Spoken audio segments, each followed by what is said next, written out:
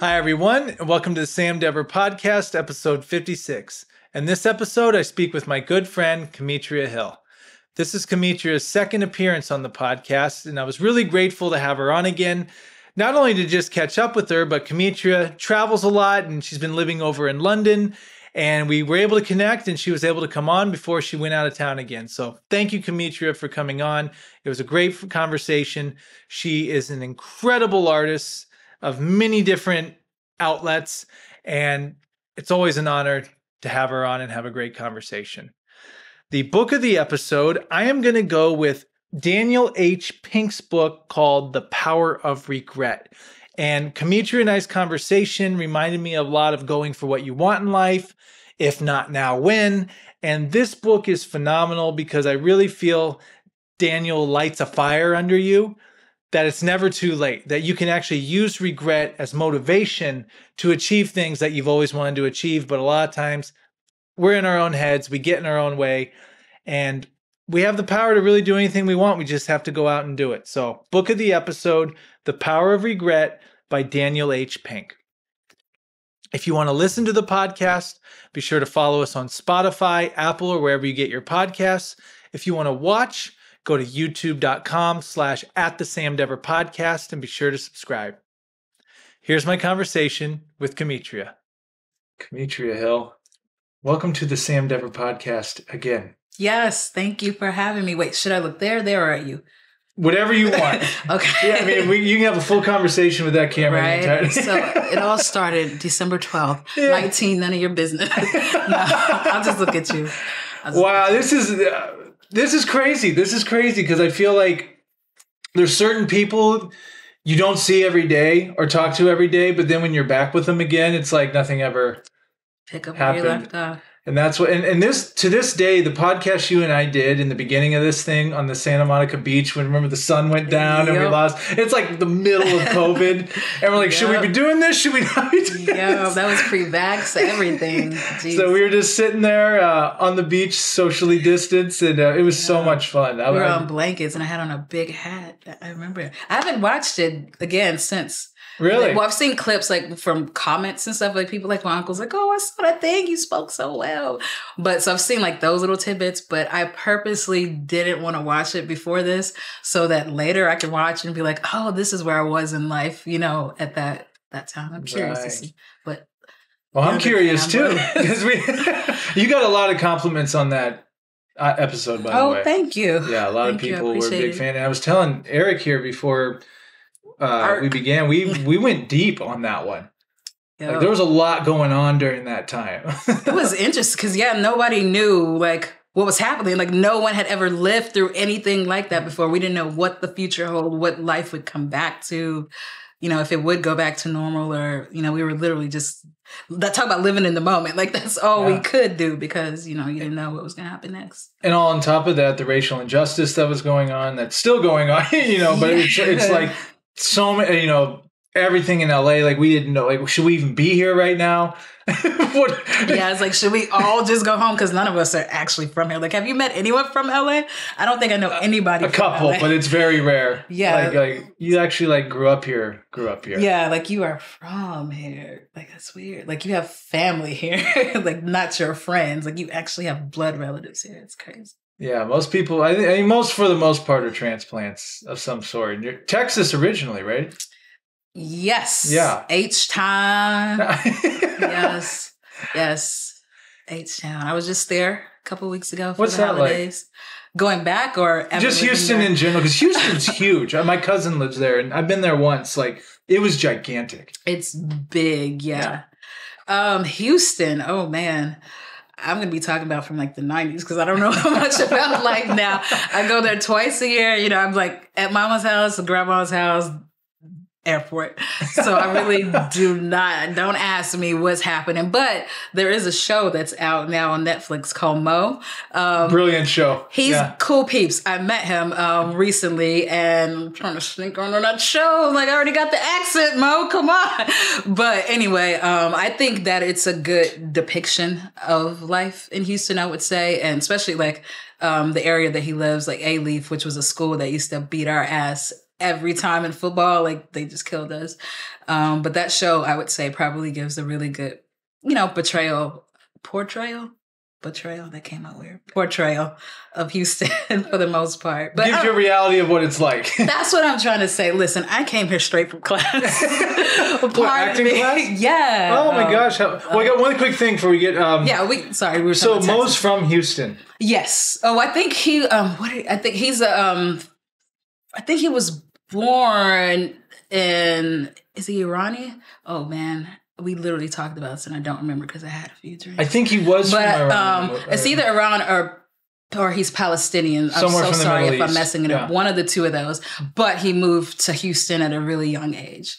But yeah, Houston, I mean, it's everything you see on TV, but it is a city. But you'll definitely see cows on the side of the road. There's going to be steakhouses everywhere, barbecue.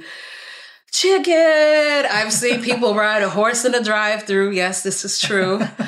But it is a big city, so there is a lot to do. There is a lot more art. I should take more advantage of my city because I don't. When I'm there, I don't go and explore because it is a major city, so you'll have all the museums. I did go to the Space Center recently, which I hadn't been to since I was a kid. Interesting story about that. But, okay. But Houston, anyway, we have a problem. Literally, Houston. You're punny. I like that. That was dope. But yeah, there's a lot to do. It's definitely a place like for families. I know specifically where my mom lives in Katy, which is West Houston. I think it is if not the first, then in the top 3, like fastest growing cities in America. So they're building it out. Like when I lived out there, it was like 3 high schools in that part of Houston. And now I think there's like 6 or 7. And it's like a whole mini Houston on the far west part of Houston, if that makes sense. It's like a suburb, if you will. Yeah. But yeah, Houston is definitely chill, laid back. The weather is very schizo, but yeah. It's home. It'll always be home in some capacity. Yeah. So, for me, Slim Thug, Paul Wall, and then you got UGK. Yes. They're from Port Arthur, right? Port Arthur. You did some research. Okay. Yes. I grew up on that, and I got to tell you, I got to make one comment about the Mo Show. My girlfriend and I, Laura, who you met, we binge watched it, like just completely binge watched it, and it was like a slow burn. They did that show very, very well. Yeah. It just don't tell me the end though. I haven't seen the last episode. All right. Well, I better not say anything. But if he were here, I would say he did a really good job with that show. Like really well. It was very well written, and it was just very well done. So that's crazy that you met him, and I hope you do get on that show.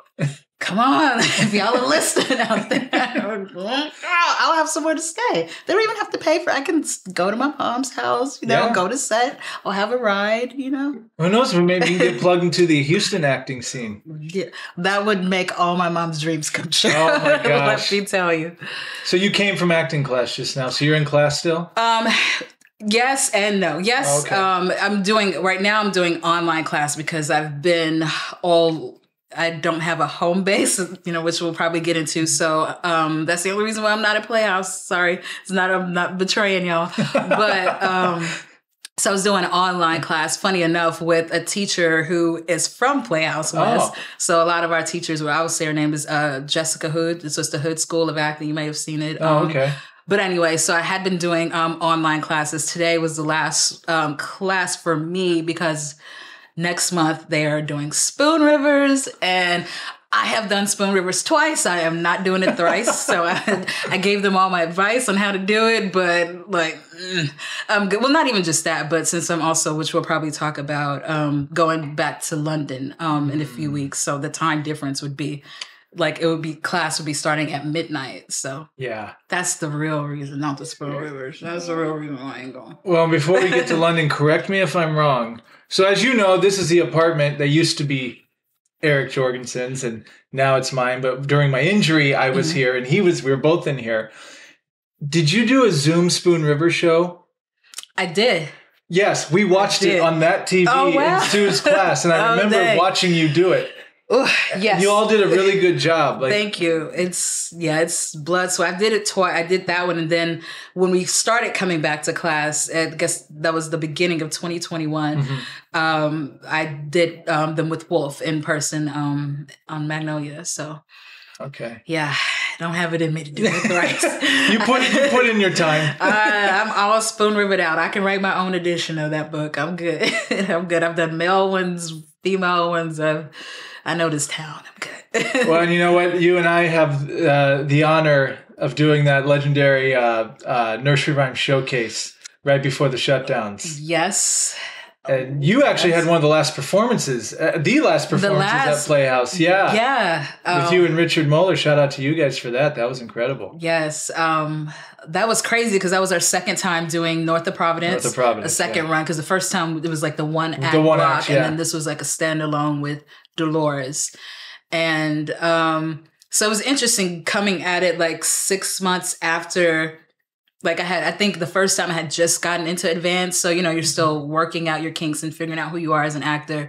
And then the second time with a little bit more experience, like going into the work was interesting. And I'm like, yeah, I'm going to give it my all, all the things. Because it's so rare that you really, and I know like a lot of like, I don't want to say big actors because what does that mean, right? But people that you've seen on, I'll say named actors, talk about not hitting the mark on something, like, oh, I wish I would have done this different, but the movie is done or the play is done or whatever. So this was one of those rare opportunities to give it another swing and really go at it. And then the world shut down the day after the opening night, never to be done again, which is unfortunately, but at least we had like billboards. So that was cool. Like having, a billboard at the school and, play bills with your stuff. So I still have the memories. Oh, it was incredible. I still tell Wolf about that show. What you guys did with that. It was so trippy, so creative. Yeah, so it was so interesting. It was amazing. And so I want to talk about your jet setting lifestyle here in a sec. But as far as acting goes, like what's your take on acting now? Because we haven't been around you in a couple years, and what's your perspective on the craft now? Or is it something you can even put into words? Like, oh man, that's such a good question. Gonna take a second to think. No, I'm not. I'm just gonna say the first thing that comes to my mind. Okay. Take that back. Feel the pinch. Yes, I'm doing. Oh, that's not scripted. Sorry about that. I think we're good. Well, this is right on brand for me because I'm a very This is gonna go in the promo reels. Please do. My mom would be like, "Yep, sounds about right." I break stuff all the time. All right. Not touch that. Okay, we're cool. Sorry, Charlie. What was the question? Oh yeah, acting. My perspective. I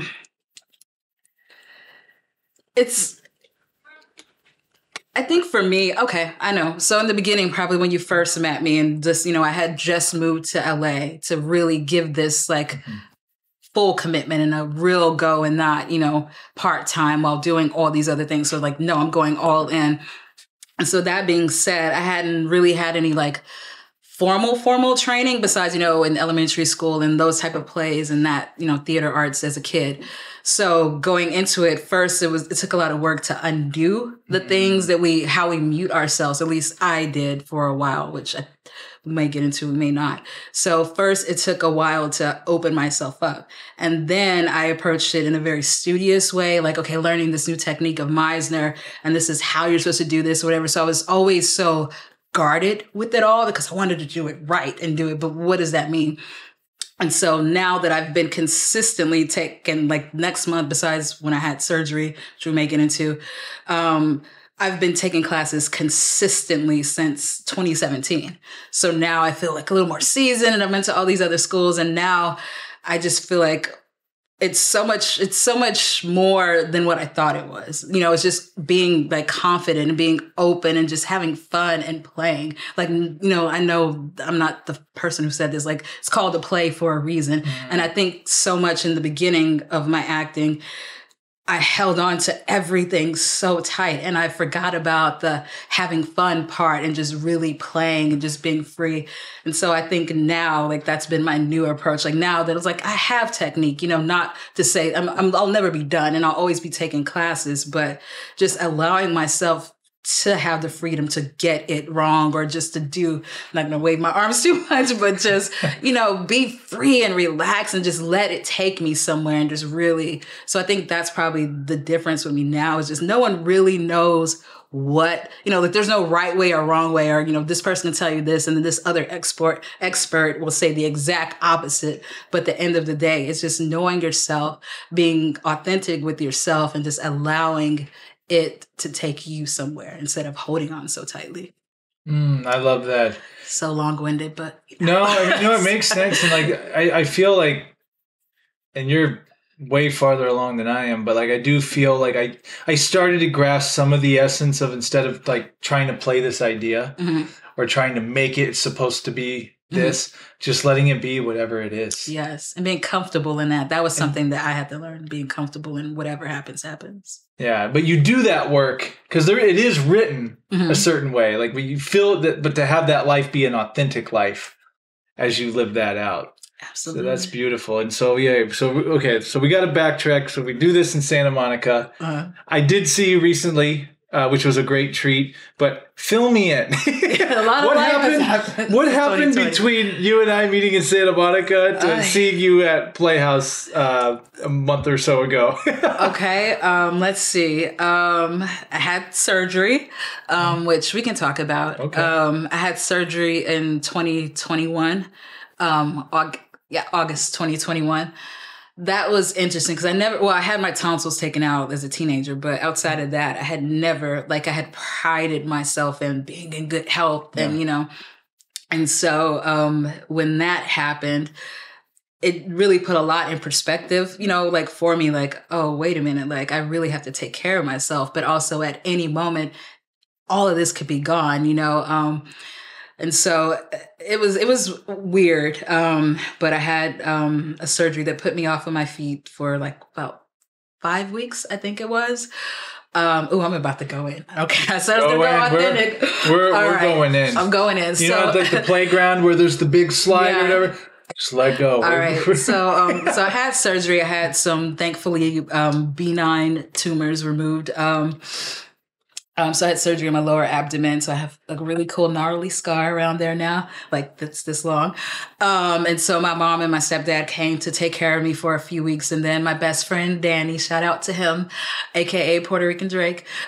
He came from New York and he took care of me. So being so, like, I, again, prided myself on just being so self-sufficient, moving away from home, in my late teens and moving first to New York, then here, like I can do it all by myself. And then when the world puts you still, like, no, you need people to take care of you. Like it was very like humbling, and I don't know, it really put a lot in perspective, like just keeping it 100. I was strong and whatever up until like the night before surgery. And I was like, oh my God, what if I don't make it out of this surgery? So I was like, so, I sent a couple texts and like, just in case, and, a couple of, making like videos and that kind of stuff, just in case. But as you can see, I'm alive and well. But then, just being like having your mother like take you to the bathroom and sometimes not make it at a time.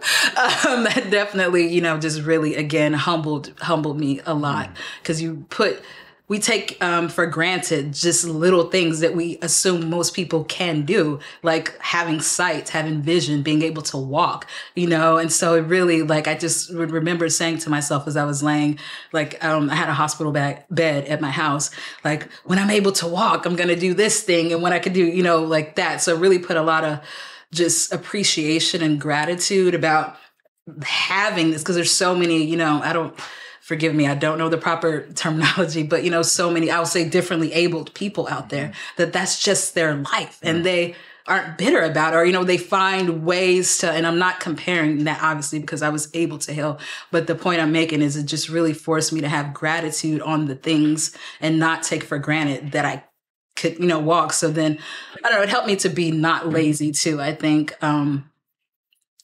Sometimes I'm still lazy, but you know what I mean? Yeah. Just really, I forgot the question, but I'm telling you about my whole life, right? Since 2021. If I could just add on to that, sure. Everything you just said, I completely.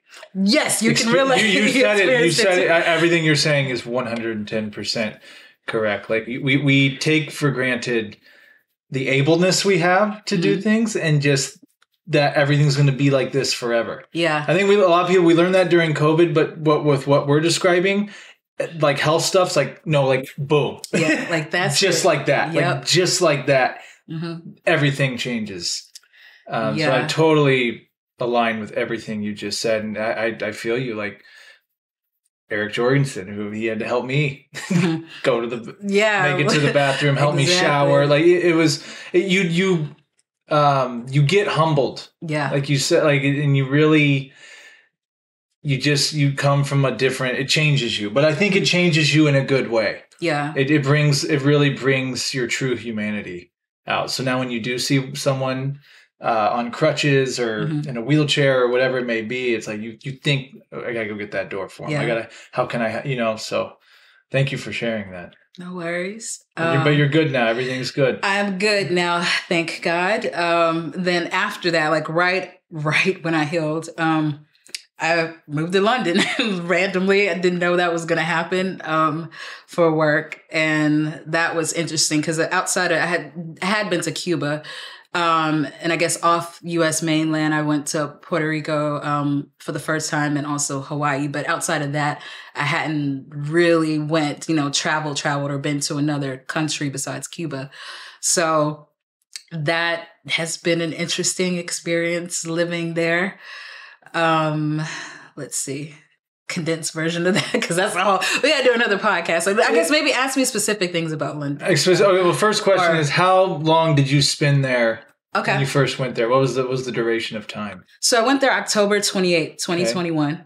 I remember it because it was 2 days before Halloween, 3 days before Halloween, and then I was there should I say this? Immigration purposes? Well, roughly, I was there for until August of 2022, give or take. But yeah. You were there for a good several months. Yeah, well into 2021. Then I'll be back shortly. But it was just an interesting experience because it puts so much. First of all, I learned that America is not the center of the world because, we're taught, like our way. Look, we think everybody does stuff the way that we do it or say it, but we're just this one small piece and there's a whole giant world out there. And so that was like a interesting culture shock, especially those first 3 days. Cause I would just street signs in London, for instance, we have street signs, right? It was so hard for me to find I don't know if you've ever been there, but they're on the buildings in little bitty. It was like, how the hell are you supposed to know? We're used to a pole, right? Yeah. With a green sign, maybe a white sign or even a blue sign, but a pole with a sign. Nope. On the side of a building here, a little mold there. This is stuff that's, 800 years old, right? Yeah. At least. Well, more than that. But, so that was, and I was like, why is this like this? And I don't know what a kilometer is. And then setting my thermostat, what? I have no idea what Celsius. I just do a 20-degree difference. That's my conversion. But just those little things, it was definitely a rough learning curve, specifically though. And it's the same language, but it's not the same language. They definitely speak a different. So that was, once I got past that, then I fell in love. And it was an interesting time too, because when I got there, their COVID restrictions were completely different. LA was shut down. The first day I got there, I saw, what was this play? Macbeth. With, I'm going to butcher her name. Swarsha, the Irish. She's so good. I know her for Sarah, probably. Swarsy, whatever. I'm sorry, I can't say Irish names, but she was in The Lovely Bones and Little Women. She's whatever, but she was in that play. And I was so jet lagged. Definitely fell asleep, but it was good. It was really, really good. And that was my first time really getting to see real theater. And it was no one's wearing masks. And so I was is this the same world? Yeah. I just got off this plane and had all, 13-hour flight. And then after that, I went to a birthday party, through work. And everybody was just dancing and stuff like that. And I talk about this night so much. It was one of the best nights of my life. Because I was I'm in this new place. I had, just recently had a breakup. And I'm this is a chance for me to reinvent myself. Nobody knows me. And I just was dancing there. And that's, unless I'm, libated, which I don't drink as much now. I don't really, we talk about guarding ourselves, right? And so dancing is a thing that I don't often really go all out. Like sometimes I'm a little timid with, I guess I'll say. But there, I was like, the expression literally dance like no one is watching. Like, that's what I was doing. Like, so much so that like this sweet little old lady came up to me, whatever. But the point is, like, I was just having this experience. I was in this new place. It was like being not liberated, but, being free, because we had all been bottled up so long here with the restrictions, which makes sense why. But, I don't know. It was just such a special night that I hold on to so much. Even now, I'm probably like beaming talking about it, but it was just it was a new way, a new chapter in my life. It really felt like that. And yeah, it was just like hitting the ground running from there. Sounds like the beginning of a movie. Or something like Eat, Pray, Love. I say that, yeah. That was your Eat, Pray, Love moment. Literally, yes. And it continued from there. So we'll be doing the sequel. In a few weeks, we'll do a few. Wow, that's and probably you just were, getting out of your surgery, and again, like coming from a place where everything was shut down, and then you come to there, like, what the heck? Like, yep, is this real?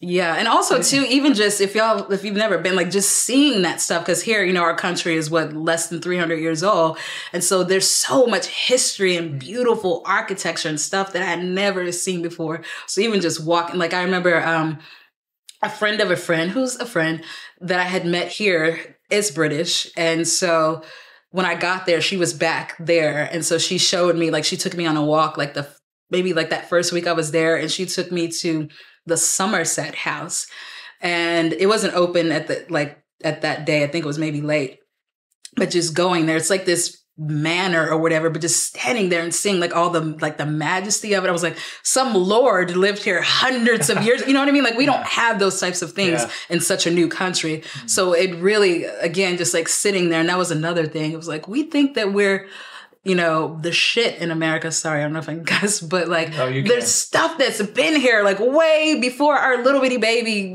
country. And it's just beautiful. And it made me realize like how small, like we all are in the scheme of life. And there's so, we're small, but we're big, right?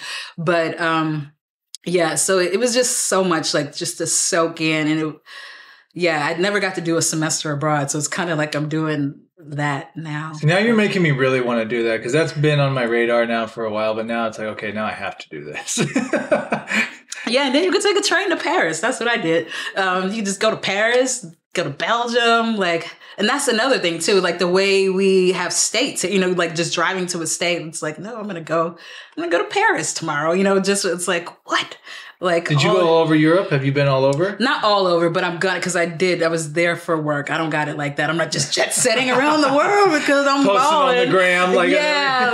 No, don't get it twisted. I was working very much so. So the few off days that I did have, I did get to see a little, mostly around the UK though. The only other country I went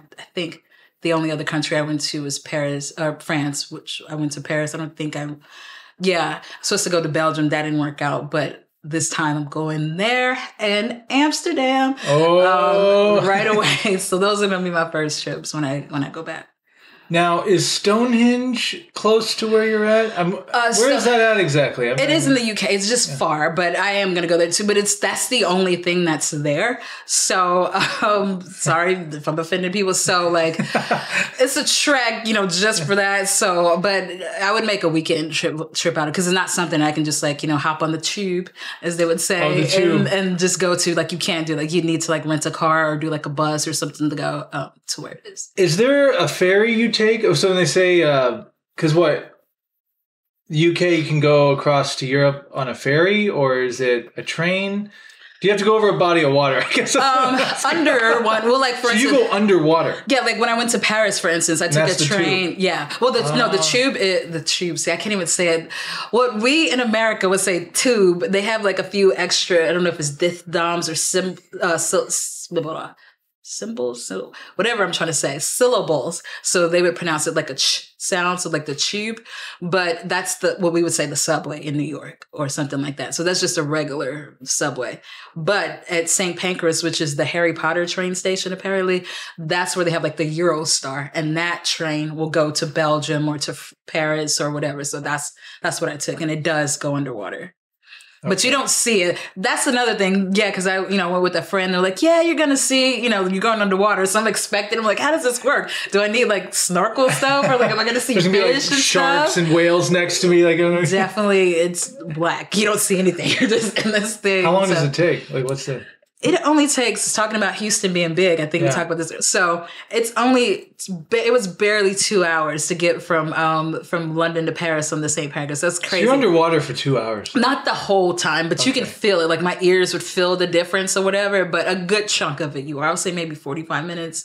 Sorry if I'm wrong. Something along those lines. It's just crazy to think about. I don't know why I'm finding that so fascinating, because there's nothing like that here. There's nothing like that here. Like you're literally going underwater for 2 hours. Yeah, it's crazy. I don't know how I feel about that. Yeah, you can't I think I'd much rather be high in the sky than underwater. I don't know. I guess conceptually, if you really think about it, it's like, I didn't think about it. Well, now when I go again, see, you fucked that up. No, it's fine. It's fine. Well, I'm sure they do it how many times. Exactly. Yeah, it's fine. So. Question two. So, like, what are the people like in compare? I don't know. Not trying to say one's better than the other, but like, just is there a different vibe with people? How people interact? Is it more friendly, or is it a different type of? Because you've lived in New York City before too, right? For 15 years, actually. Yeah, so you have a good, like, you know what I mean? Like, you've lived in LA, you've lived in New York, you're from Houston. Yeah. You've got a pretty good mix, at least from the U.S. going over there. So how does that compare, like, from where you've been? I would say it's probably closer to New York. I would say, people have, their business, right? So they're going here, they're going there. I wouldn't say they're definitely like, not warm and fuzzy. Like they have an expression like the stiff upper lip is like a British expression, whatever. So they're not necessarily like the people I got to know them and see a lot of their emotions. But, other people that I met surface level, were more stoic, but I had been told that we're much more, I know. We kind of they beat around the bush more. We're much more direct, I learned. So I was definitely called aggressive a few times there, a few times there or whatever. But it was just like, no, we're just I think it's just a cultural difference. I met a lot of great artists there, like a lot of people in plays and stuff. Mm. And so a lot of those people were very warm and friendly and generous with themselves and with their time and just really passionate. I'll say a lot of people that are passionate about whatever the thing is that they're doing. Mm. And not that people here aren't, but yeah. And I would also say I would feel like they're more matter of fact, I think. So that could be a good or a bad thing. Like in New York, I appreciate that. Some people that go to New York from the South might say that people are rude, but I just think they're more, like matter of fact. I think I've been saying matter of fact. Can you break that down? Like, what do you mean by matter of fact? So like, to the point, like if I go to, a cafe, to get a spot of tea, it's not gonna be like, hi, how are you doing? You're not gonna get the Trader Joe's apple experience, Trader Joe's. Yeah, but it's not like they're mean, it's just that stiff, upper lip, if you will. I know it's a weird expression, but yeah, I don't know if that makes sense. No, that makes sense. I just started having Trader Joe's flashbacks too. I think the other thing, I know where I was getting at too. I had a couple incidents, like one at a movie theater, but like when people are bothered by stuff, that's what I mean too. Like they'll go around, and I feel like we will confront that like I did in the Scream 5 movie because I wasn't liking what I was seeing. So I may have told someone to shut the fuck up. But how did that go down? I finished the movie, but there's a chunk that I missed with Sydney, so I don't know what happened in it. But so at that point, that's when I learned that Americans are really aggressive, I guess. But I feel like I would have done the same thing that anybody else would have did if their movie experience or their cinema experience was being ruined by overly drunk people with bottles and right, it was like an early showing, so just really random side note, I went to the movies recently and I love going to the movies, but one thing do we have to have that many snacks? Like, you know what I mean? Like, it's just like I get like getting a little something, but like there's literally just, and all I hear is a like during that, it just kind of took me out of it. But sorry, you just reminded me of that. Like, yeah, movie etiquette was something. Yeah, I see you're with me exactly. Yeah, it's like I want to enjoy, but see, we want to sink in and enjoy this film that's being shown. But okay, so that all being said, now I'm curious. Mm-hmm. So tell me what it was like when you came back to America after being away for so long. Did it change your perspective of here? Now that you had lived in somewhere completely different for that amount of time. It did. Another thing too, I guess this kind of ties, like how I see myself, I think really changed too, because again, when going back to the people, like, I'm just gonna be candid. So when I got there, I realized that I was exotic there. And I was like, what? Exotic? Because a lot of people would tell me that you're the first African-American that I had ever met. And I'm like, what? It was like, there's black people everywhere. First of all, I realized, and that's another thing too about the, I guess the right word is ethnocentric thinking about America as the sense of the world. Because when I say black people or what I thought of black people, I'm talking about African Americans. Then going there was like, no, we are not that. Like a black British person is not African American. Like, duh, you know. And so that kind of, you know what I mean? Yeah, right. Exactly. They were not. Sense. Yeah, but it's like, again, that's not something that, because never leaving America, we think that the world, you know. So I was exotic in that way because, and I was like, oh, what? You never met I was like, that's crazy to me. There's like, well, we've met Americans, but I don't know. So maybe taboo, or sorry, don't come for me on social media. But, oh, they're coming. I know they're kind of like, please. I don't know. Cause they were, sorry, I'm not trying to say any stereotype, but I was like, what do you mean? You know, so I was like, I guess thinking about like my family, like, I don't know, or even just other Black Americans that I know. I don't know a lot of people that even have passports, let alone that have traveled. So I guess that's kind of what the people that I was encountering or whatever. So they're like, oh, you're exotic. And then, and this is another thing too, that kind of to tie with the acting and that kind of stuff about like confidence. I mean, your authentic self. When people, like, I'm not gonna lie, I got like a lot of male attention there, which was interesting. And I was like, what? And I was like, why? Because sometimes I'd go out, I'm just like, you know, at that time I had like an afro, I was just like a guy or whatever. So I'm like, what? Like, why? I was like, why are you attracted to me?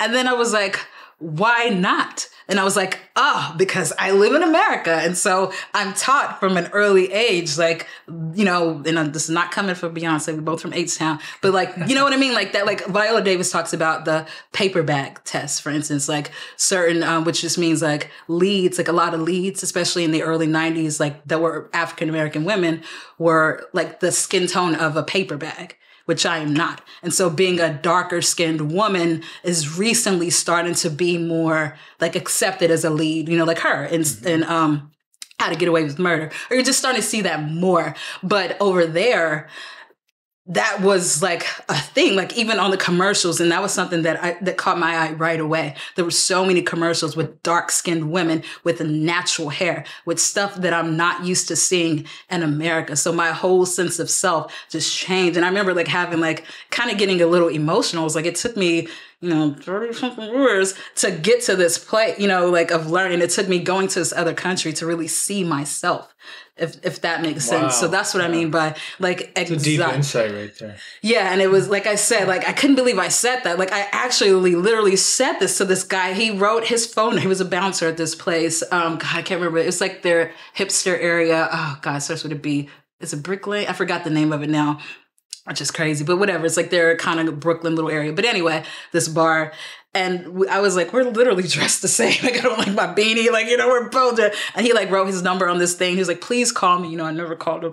But I actually told him, I was like, why are you interested in me? Like who says that, And so I also did a lot of work on myself, I guess, being out of my element, like undoing all these different things that growing up and living in America, specifically the places I've lived in America and navigating them, undoing a lot of that and really loving myself more and finding, who I am, I guess. That's so bringing awesome. that. So I guess that kind of is a long way of answering yourself in that bringing all that back here and just being, I guess I felt more seen there before. which is interesting because I think population wise, we probably have more Black people. I could be wrong, but I think so just from what I saw. But anyway, so just taking that ownership of who I am and bringing that back and being like, I might not fit the standard that is pushed out in my own home country, but the whole other rest of the world. And because like I know there's a term of like European standards of beauty here. I was in actual Europe, and like this is an authentic, like experience. Like my nose, my hair, my skin tone is attractive, and desirable too. And so it just really kind of opened up of like how like thoughts become things and how I see myself and think about myself moving forward. I will never ever, like I still can't believe I said that to someone, like, why would you like me, So I hope I answered your question. No, that opens up a whole other realm of discussion. Really, that goes deep, because it's like, what is it about here? Like, are we that just superficial and yes, yes, especially in LA, so in terms, we talked about this on the last podcast. Not too much has changed. Racial injustice is still happening every single day. Is it an issue over there like it is here? Did you see any of that? Did you see anything like that? Or is it more like over there from what it's sounding? Yes, they'll recognize people look different, but it's like accepted, like more like. I will say that it's definitely more class there. It's much more classist there than racist there. So it's about money. Yeah. Yeah. And so for me, I had a very interesting experience because I was there, for work. And, I cook for a celebrity or whatever. So a lot of the places I navigated, I was with him. So I was treated a certain way because I was with him. So I was looked at this way, but then when I was navigating by myself, depending on what I was dressed in, and that's another thing. We're much more like, talk about the people, they're way more stylish than we are. But depending on how I went out, like in my hoodie or whatever, that determined how I was treated, which was interesting. But so it's more, what type of money are you? Yeah. Or who are you? Like, exactly. That type of thing. But the Black people that I did meet there did say, it was like, no, it's racist too. It's just, we are in America, we're more upfront and they're more subtle. But it's just in general with other stuff, again, like, we're more direct, like, like they, like the movie theater thing again, like I was sick of it. There were other people that were like huffing and puffing. I directly told them like, shut the fuck up. And I yelled this. The person I was with was like, oh my gosh, I don't know you. And I screamed because I had never done anything like that before outside of a during activity in class. Yeah. But I was just boiling so much that I literally erupted in the whole theater. So, so again, it's just, I think it's also culturally, we're just more upfront. But like if any of the stuff that happened here happened there, it would be all over the news. It would be, right now, this specific story, we happen to be, the week of, Tyree Nichols, but it's so uncommon there that it would, I still think that we're much more desensitized to it because it happens so frequently and so in your face here and there. Like if it would be just an uproar of great proportions, just a kernel of the stuff that happens here. Mm. And what an experience for you it's really a gift to have gotten this experience, like you said, to reinvent yourself, to learn more things about yourself. What's something that you've learned about yourself? Like what was something that you realized about yourself when you went over there? Like, oh, wow, I am this, or I'm not this, or, I do like this, or I don't like this. Like something with awareness, perhaps. Jeez. Oh man, what a good question. I think that expression, you're so much bigger than or you're more than whatever.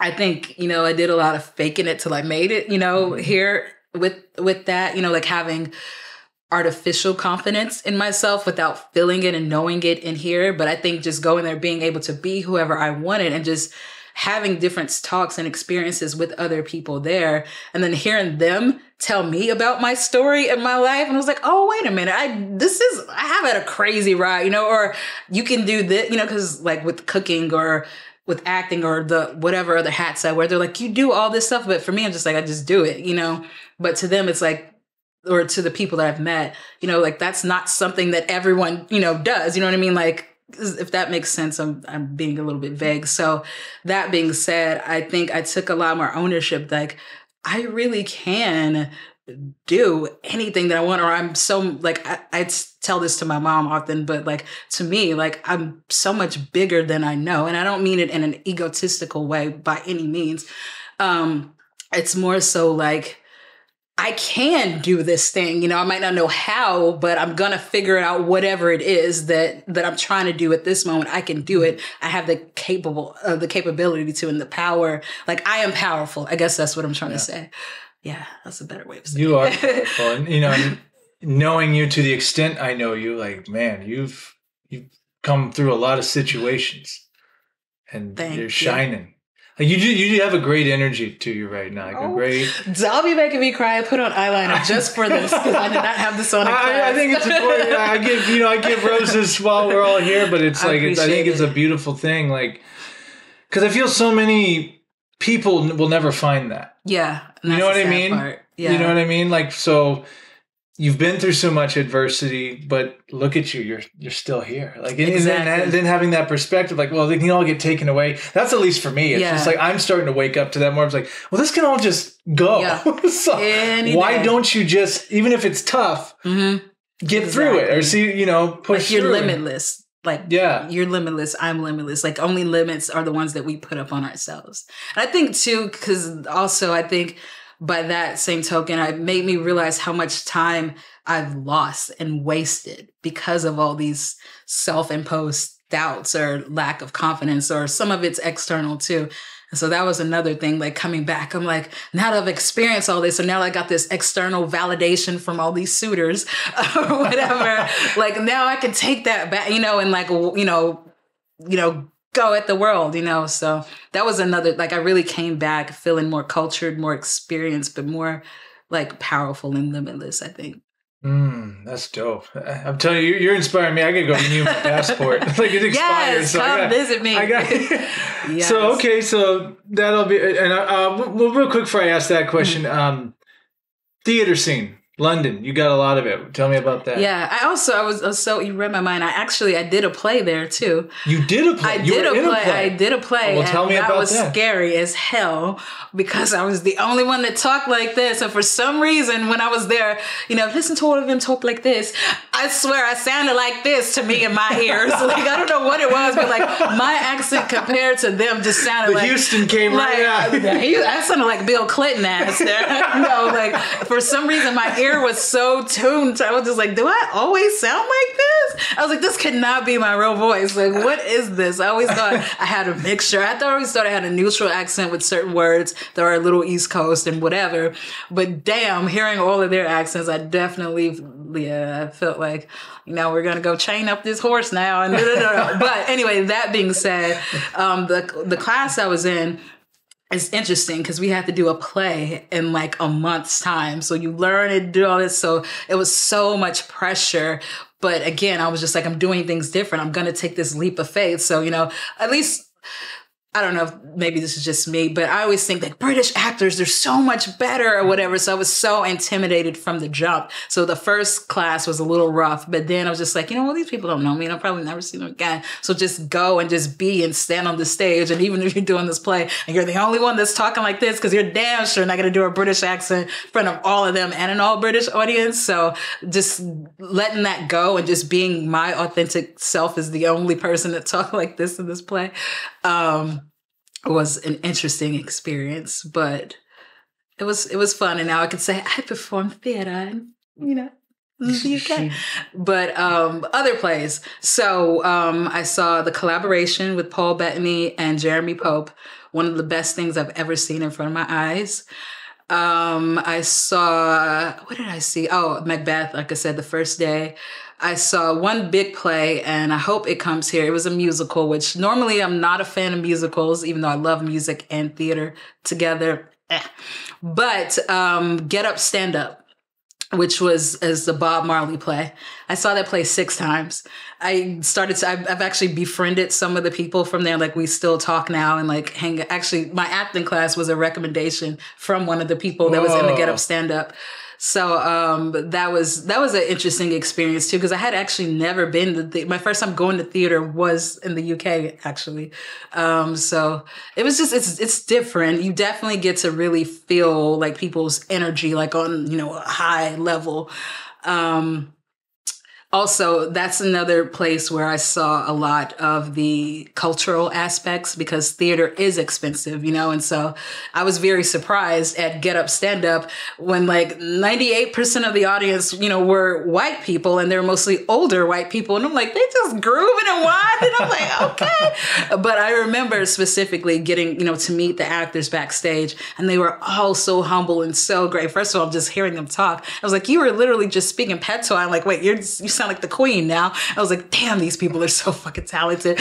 Shit, they're so good because in the play they're doing Jamaican accents, but they were so grateful and like for us to be there and seeing other people of color because they're like it's very rare. We're doing this Black play and there's this story behind it, and it's very rare that we actually have Black people in the audience seeing it. So I didn't never think about that, like how that affects, a performance can or can't. So that was an interesting experience and just really seeing how hard they work and how much, and everybody could sing, they could dance. It was just like, what can't the Brits do? Like they're actors. So this time when I take classes, I'm gonna make sure like I'm gonna take classes over there next month. So, but what else did I see? I saw some more at the National Theater, but the names are escaping me. I think this play was called 19, I want to say. I can't remember one of the leads. He played in this like limited series called Small Axes, but the other one, if you've seen that show that came out at the beginning of quarantine, I May Destroy You with Michaela Cole, it was on HBO. It was great, but it's very dark, but he's the lead in that. And he was completely different in this play. I was like, what? Like he was playing multiple, like he was playing clones of himself. So he was playing like 6 different people in this play and just like seeing how his whole body, I was like, how are you doing that with the same body? Like, just really like, I guess what I'm trying to say is I got to be so inspired. And so it was almost like I fell in love with the craft again, just being immersed in so much great art and for the sake of art, because that performance is never going to happen again. And these people might not ever make it to Hollywood or maybe don't want to make it to Hollywood. And I mean, that's a standard of acting, right there. So it was interesting just really being touched and being able to fall in love with the craft again, while I'm also finding myself again. And you bring up something interesting. Scott Trost, who is on, I don't know if you've ever met him. He's been at Playhouse, and he's the executive director of the Meisner Institute. Mm-hmm. He teaches all over the world. And a question I asked him, I'm like, are these other parts of the world, are they much more all about the craft? Like he teaches in Egypt and in Greece and all these other places. And he said, I don't know if it applies to everyone, but he said he has a good amount. Like the first question they asked is, what's Hollywood like? Oh, really? Like they want to go to Hollywood. So I'm wondering, like in London, is it like, are a bunch of people like with Hollywood on their mind, or is it more they're just doing this because they love to do it? London theater's enough for them, or maybe both. Maybe they mix it up. Thinking about the people that I personally, one actor that I know, he actually is starting to work here. He's British, but he was on Till that recently came out, the Emmett Till movie. And I think he was in The Shy.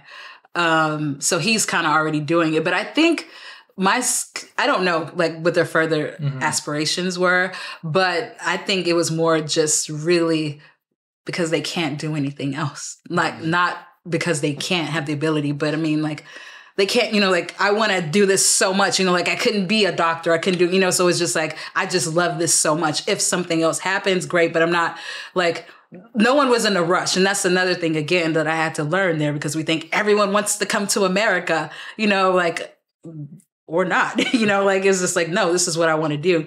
And almost everyone that I met that was an actor was also a phenomenal singer or a painter or whatever. So they were just so artistic, and like, because I cannot not do this, I cannot not do this. You know what I'm trying to say? I know exactly what it is. But yeah, so yeah, I can't say anybody was just like so eager. They may have been, but they didn't share it to me, but it was more so like, this is what I do. And I also wrote this one man play that I'm going to do after this thing and, you know, blah, blah, blah, blah, blah. And I was just like, man, you guys are so talented.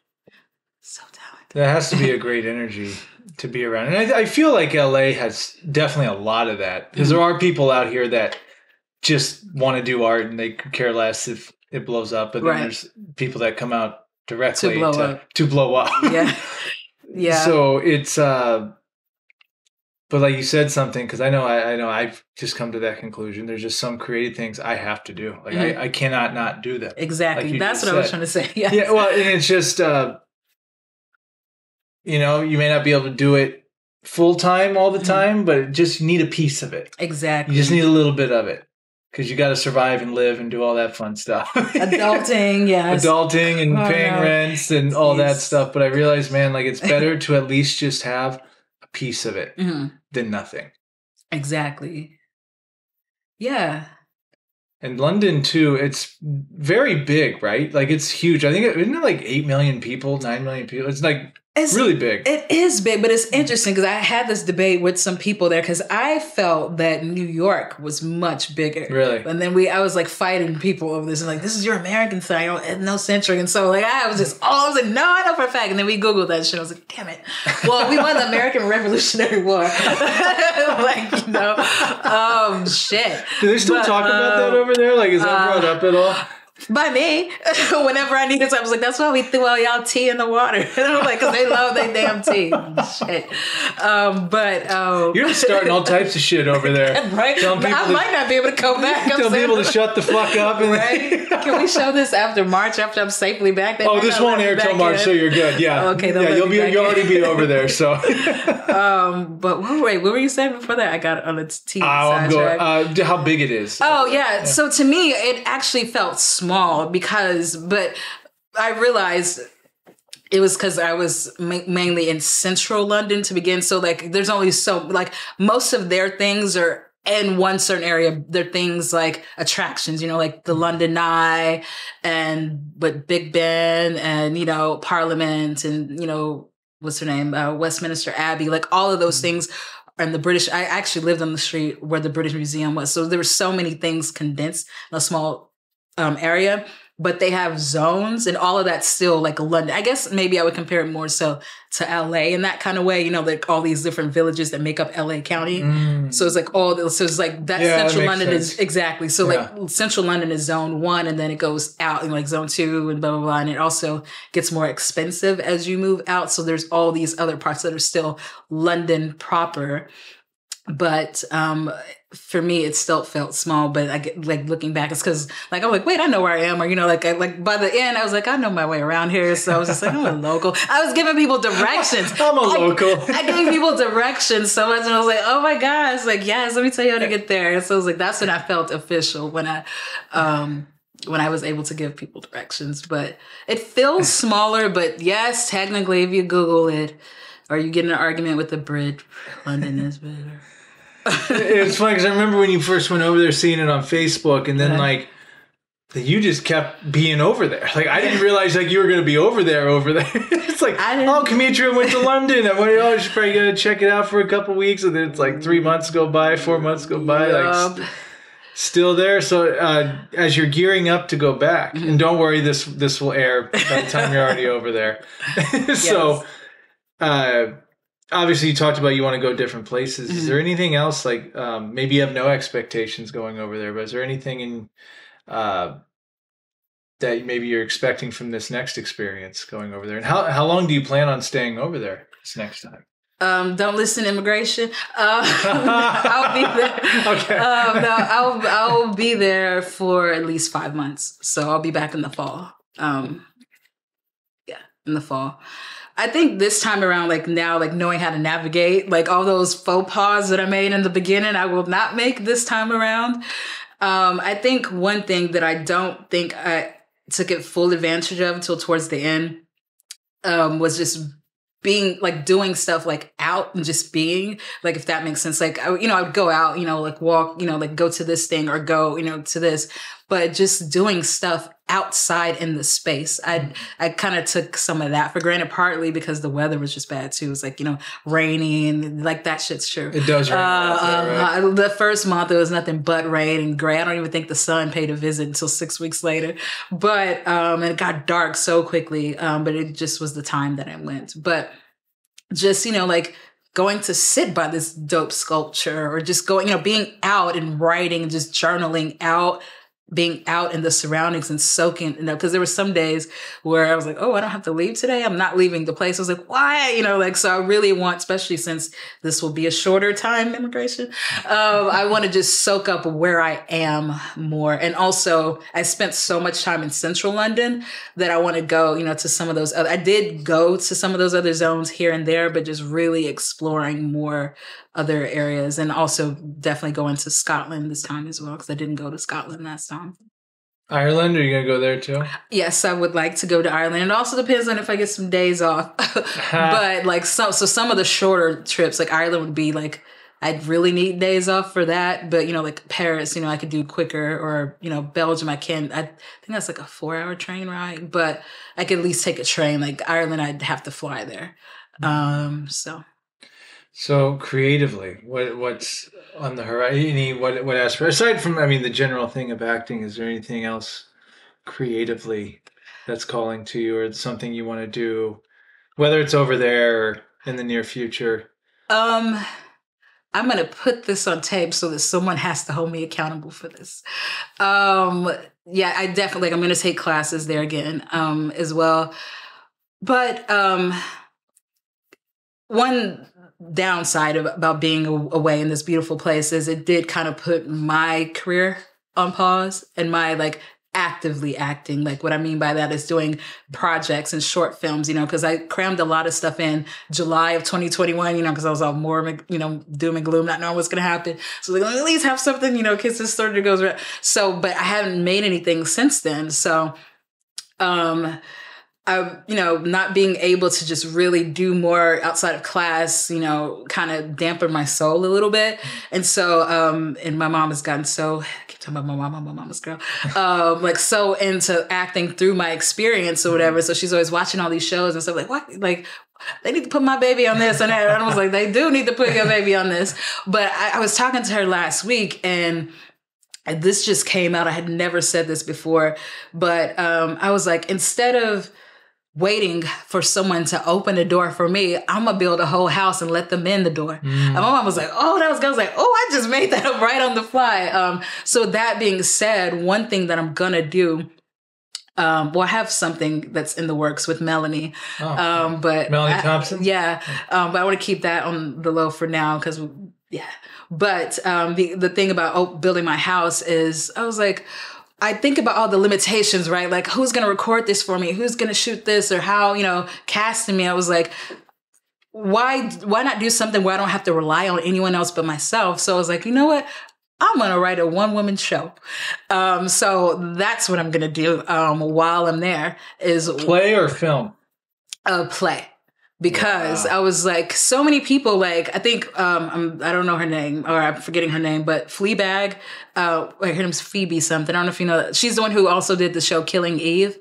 Sure. Her name's Phoebe something, but her and then Michaela Cole, who I brought up earlier, both of them did, they're both happen to be British as well.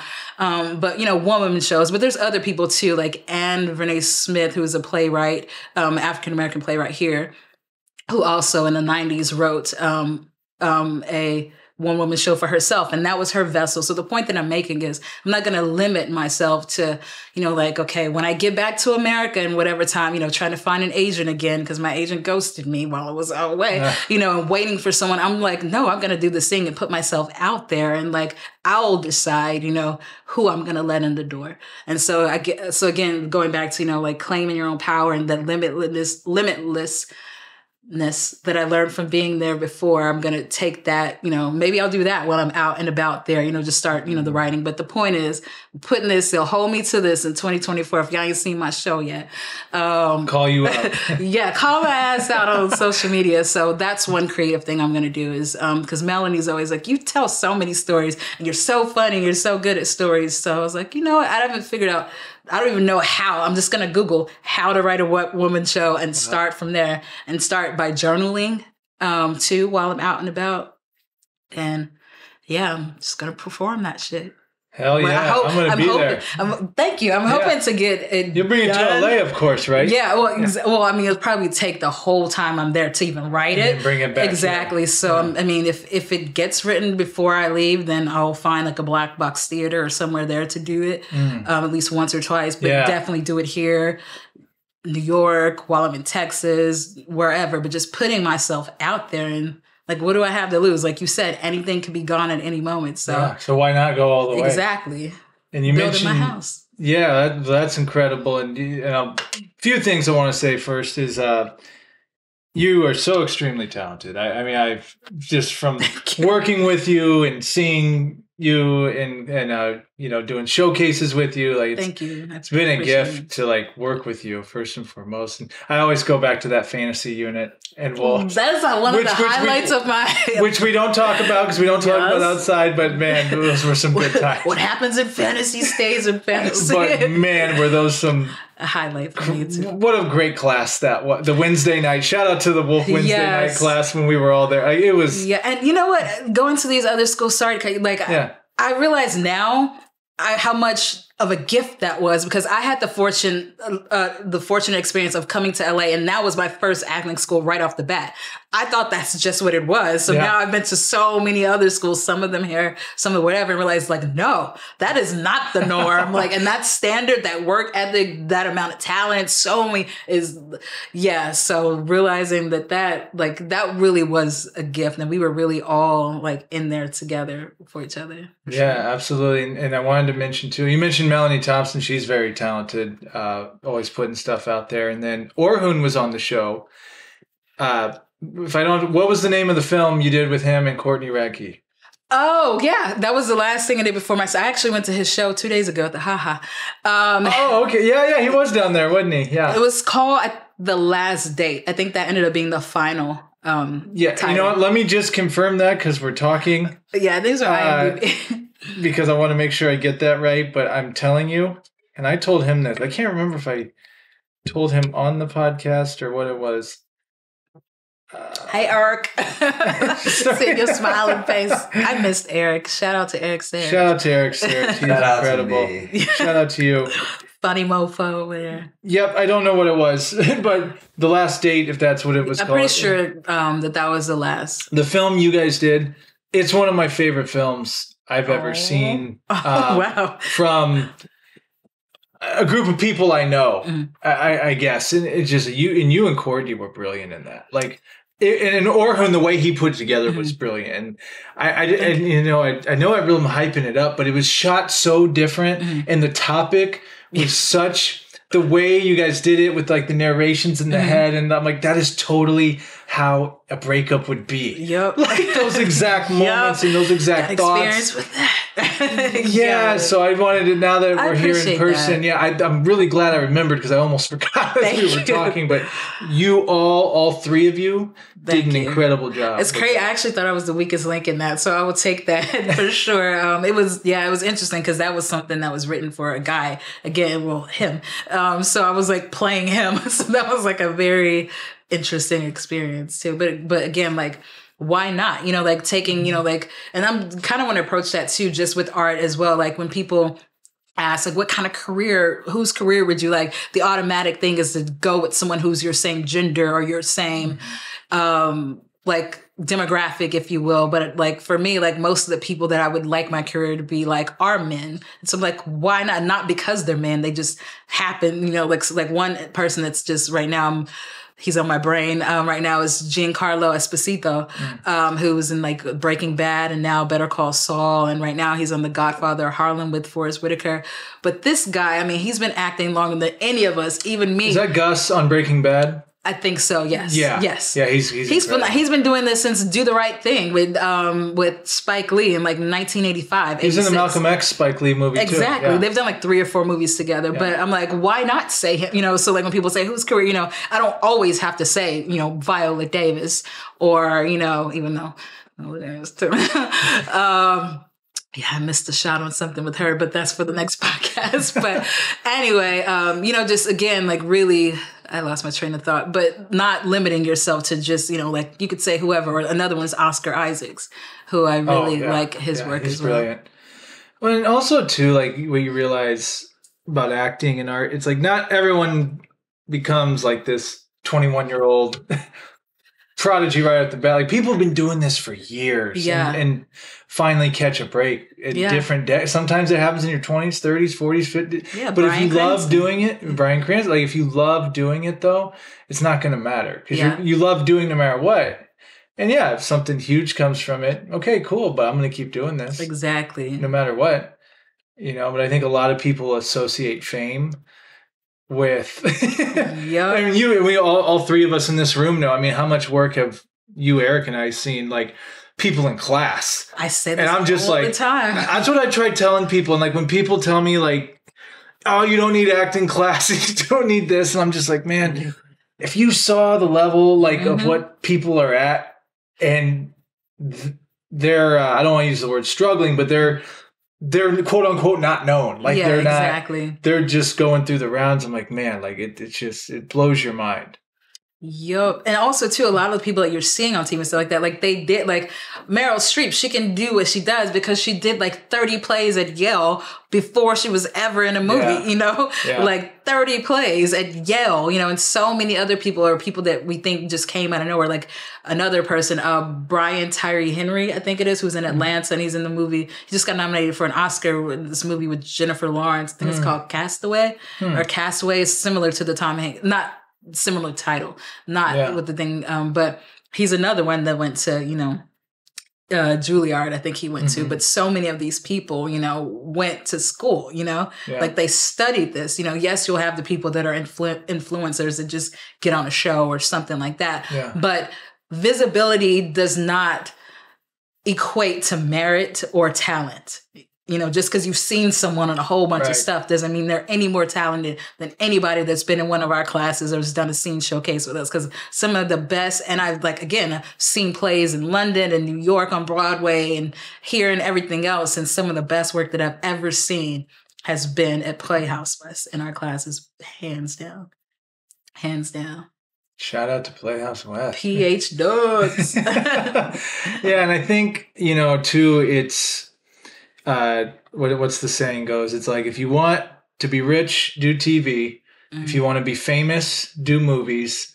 If you want to be great, you do theater. That part. And the really great ones do them all. Exactly. You know, but they each have their you know. There's people that have Oscars that have never done a play. Will Smith talks about all the time how afraid he was to do theater, and I'm like, I have more theater experience than people that have Oscars. But again, we think that, you know, that says that they're better actors, or that determines, you know, that you're an actor. We feel we can't say I'm an actor until we have like those big credits or something like that. It's like, no, you're an actor if you put in the work and the craft to train, study, and it's in your heart.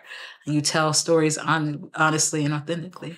Well, and I've quoted him 10,000 times. Chris Lee is going to have to come on here eventually. I've quoted him so much, but I'll never forget the class where, I'm paraphrasing, but like threw the stat out there where your talent is like 17% of the process. You know, maybe you're not the right height. Maybe they like someone else's voice better. Maybe they want someone else's hair color. Maybe, you know, there's so many other things that go into these decisions of the quote unquote business for some of these big time roles. And it's not that the person doesn't have the talent, or possibly they're actually might be the most talented one, but they're needing to fill exactly for what they want. So yeah, man. Well, this has been a treat. This has been I feel like it just started, but I'm long-winded, so it's probably been 2 hours. No.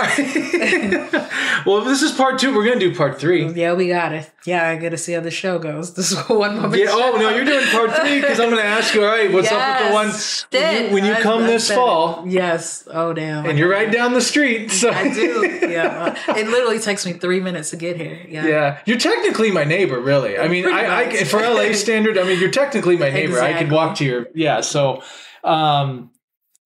before we wrap, like anything else you want on your mind? Life, anything outside acting? Things you've been pondering? So my whole life is acting. I have no life. No. My life is my art, or my art is whatever it goes. Literally. Oh, God. Well, I mean, you know, like keeps whatever your thing is. Like everyone has something that keeps them, you know, up at night or gives them that will to wake up, you know, the next day, or there's so many different things inside that people want to do, but for whatever reason can't do, or are too afraid to do, or whatever. So again, with just like how life has been the last 3 years, both in the world and also for myself and the things that I've been through, like I've been more telling people to just do whatever that thing is, because you really do never know, you know, or, you know, just be your own like hero. Like I eventually, it's another project that I want to do. Sometimes I'll put this hashtag on some of my stuff, like if I do an inspirational post, but I'm calling it the Be Your Own Hero Project. Maybe I did talk about this in the other podcasts, but just, you know, really not letting, like, if not now, when, right? Yeah. And, you know what? I was going to post this, but I'll say it on here.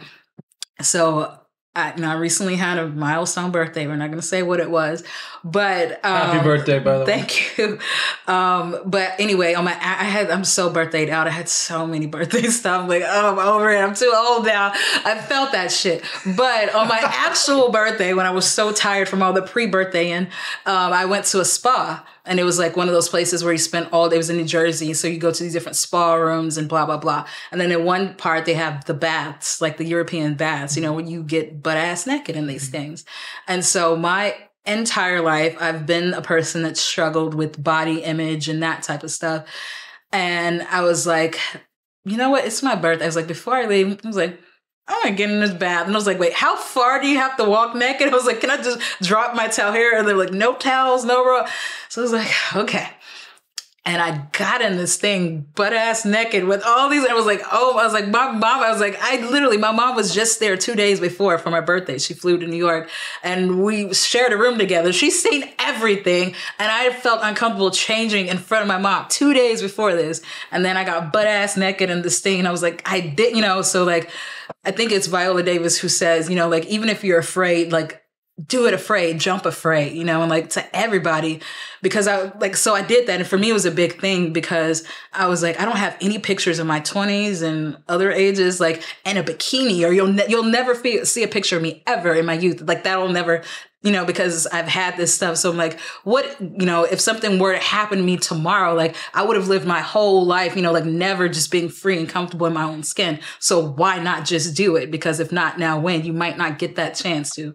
So to anybody out there that whatever it is, it doesn't have to be arts. It could be like, I always wanted, well, I guess dancing is an art, but whatever it is, you know, like even if you can't afford to do it as your, like if you have a corporate job or whatever it is you have to do, and you can't do this thing full time, just do it anyway. Do it in your you time and make sure you give yourself you time, because that's another thing that I'm just starting to do now, self-care and really giving yourself space in this world. You don't always have to be hustle mentality, because it's going to break you. It's going to wear you down and you're not going to be your best version in anything. So whatever it is anybody wants to do, just do it. Even if you're scared, do it afraid. And that was another one of the happiest days of like my life. And I spent it mostly by myself. My friend Danny came and joined me later at the spa, but it's just, for me, that meant something. Like, I don't know if I will get in a spa again naked, but I don't know for a while, but at least I did it that day. And I just am constantly now trying to surprise myself with the things that I was once too scared to do. Man, it's going to be crazy when we do part 3, because I don't, man, you're just like blooming. Like you're just like peeling the layers back. I love it. Like, thank you. It's a huge inspiration to me and to everyone listening or watching. Like, why not? Yeah, why not? One thing I've been playing this game in my mind, like, what's the alternative? That's what I've been asking myself. I like that. What's the alternative? Because I'm like, oh, well, I can't maybe I'll do this or well, what's the alternative? Exactly. The alternative, you're just going to stay where you're at, and nothing ever is going to happen. Exactly. But if you at least try, maybe it won't happen. But the only way it can happen is to try. So the alternative is you're going to sit wondering about it. Exactly. But something will happen. Even in that pursuit, even in that struggle. Something will happen. Something will happen. You're like, that's when the change comes, when you're uncomfortable. Like, it's easy to sit in your own shit every day or to turn, on Netflix or whatever, and just do that rather than to like, you know what, like, I'm going to figure this out. I always wanted to make an app, so let me learn how to code, or even have to watch this video or whatever the thing is. Like, it's got to be a learning curve or it's got to be uncomfortable, but just like, that's when the magic happens. Like, that's when you see what you're made of. You'll never know what you can do if you don't give yourself an opportunity to do it. Like, absolutely. Mic drop. That's a nice mic, so I won't touch it. Yeah, we don't want to drop things, trust me. Before I give you the last word, where can the people find you? The peoples can find me on the IG. I think no one's calling it the gram anymore. Yeah. I'm an old ass millennial, so that's another. And Candid, CANDID _Campsta, Candid Campsta, and Campsta is spelled CAMSTA. So Candid _Campsta. I'm on Facebook as Cam H. I don't even know if people still use Facebook, but I have an underground Twitter, so no one's going to find me on there. I have a secret alias. So just look me up on the ground. It's the ground. Okay, cool. Well, thank you so much for doing this. This is an absolute treat. I'm so happy, so proud. And shout out to you too. This is like, what, season 3 now? Like, that was like how many years ago? Past 2 years. Like, it's, going on, it'll be going on 2.5 years before you know it. Yeah. It's been off and on, but now we're like in a, again, shout out to Eric Sarich. Yes, you got a full setup. Who's taken this to like a whole other level. This is impressive. Even like, you got the little like what's that, velvet and like suit with the little kerchief? Shout out to my man Casey, who gave me this velvet sport coat. That is fire. New turtlenecks and you're looking sharp. I must say, I felt very underdressed next day. I was like, damn, you didn't tell me it was going to be this. I dress like this for everyone, so you best wear whatever you want. Pimp juice up in here. Okay. But it's so great to be around your energy. I'm so grateful to have you as a friend, and I'm really excited for this next London chapter for you. And I'm excited for when you come back to what we're going to talk about when you come back. Yes, no more fights in the cinema. No, I can't make no promises. You've left us with a lot of inspiration, and if you do, you do. Yeah. I probably won't do that. Well, no, because I don't want to get deported. That's how I call myself. I was like, I ain't trying to get deported.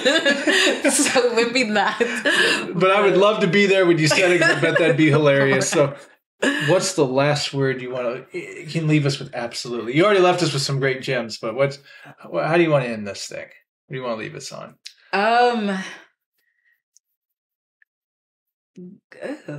Damn, I feel the urge, the need to say something profound, but I won't. But I won't.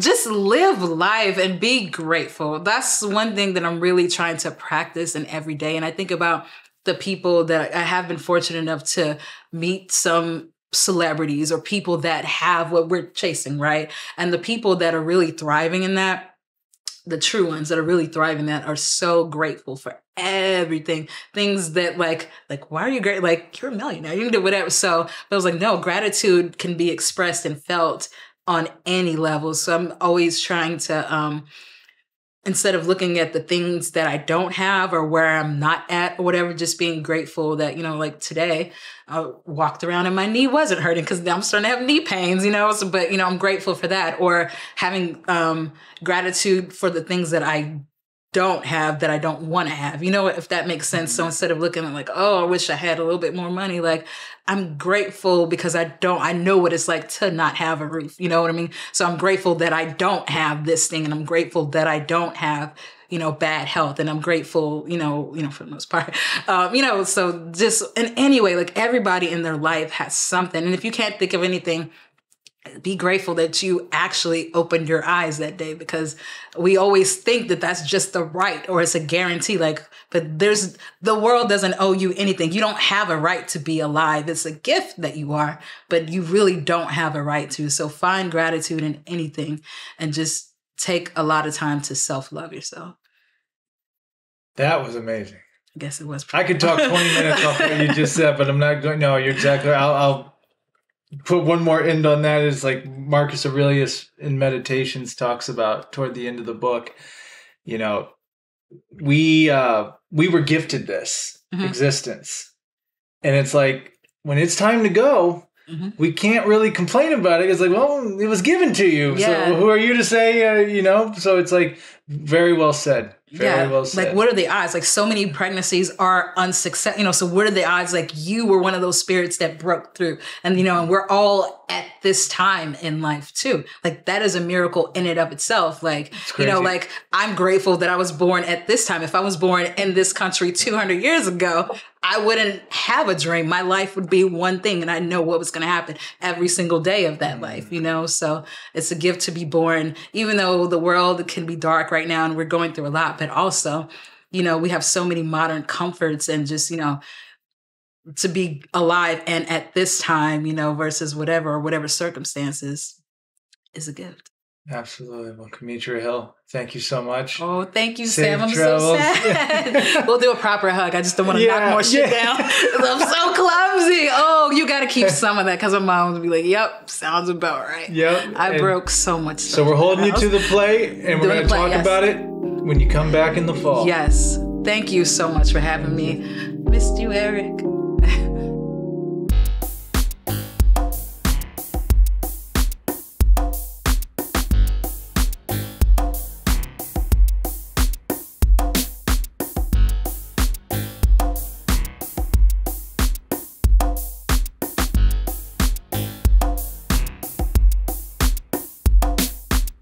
Hey everyone, thanks for checking out the Sam Dever podcast.